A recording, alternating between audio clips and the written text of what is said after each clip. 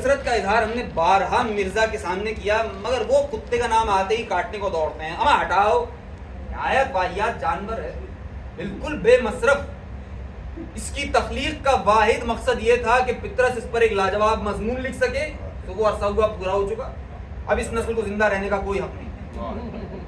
تو یہاں تک کہتے ہیں کہ اگر یہ نسل ناپید ہو بھی گئی تو اردو طنز نگاروں سے نام چلتا رہے گا. ایسے دیکھا گیا ہے کہ مرزا کی معلومات جانوروں کے معاملے میں ظالمانہ حد تک ادھوری ہے. مثال کے طور پر ابھی کل تک ہی وہ لومڑی کو گیدڑ کی مادہ سمجھے بیٹھے تھے، اور غضب خدا کا بڑے چونٹے کو عام چونٹی کا نر.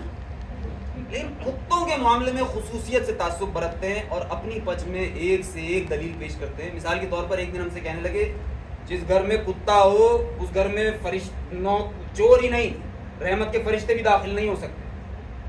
میں کہا چوروں کا داخل نہ ہونا تو سمجھ میں آتا ہے، یہ رحمت کے فرشتوں کو کس کا ڈر ہے؟ بولے اس لیے کہ کتا ناپاک ہوتا ہے. دیکھیے اسے صاف ستھرا بھی تو رکھا جا سکتا ہے. انگریزوں کو دیکھیے کیسے صبح و شام اسے صابن سے نہلاتے ہیں. ہما اوپلے کو صابن سے دھو گے صبح و شام تو کیا پاک ہو جائے گا؟ سوال یہ پیدا ہوتا ہے کہ کتا ناپاک ہوا کیسے؟ ارے بھائی کچ بچتی کوئی تم سے سیکھے. اللہ بخشے ہماری نانی جان کہا کرتی تھی کہ کتے کے منہ میں سور کی رال ہوتی ہے.